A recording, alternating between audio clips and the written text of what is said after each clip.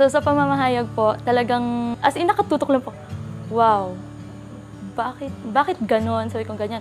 May tanong, tapos ang sagot sa Bible lang. Pumasok na po yung curiosity na parang may something dito sa religion na to, na parang may kulang pa sa akin. Hindi pala lahat ng natutunan ko sa Bible school ay yun na yun. Sabi kong ganyan.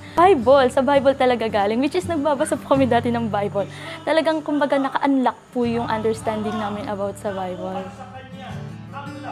Bakit isa lang? Sabi kong ganyan. Which is sa Methodist, meron kaming Holy Trinity. Ayan yung Father, yung Holy Spirit, yung Son. Bakit dito isa lang? Then nung napakinggan ko po yung okay, isa nga lang talaga. At si Jesu Cristo ay tao. Ang turning point po, kaya nag-Iglesia ni Cristo kami, ay sa paniniwala po na iisa lang ang tunay na Diyos. Po yung lola ko, bakit ka nag-Iglesia ni Cristo? Sabi niya ganyan.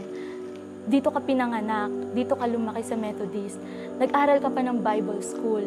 Bakit? Sabi ko sa kanya, Lola, ito po yung tunay na religion. Sabi kong ganyan. Sobrang saya.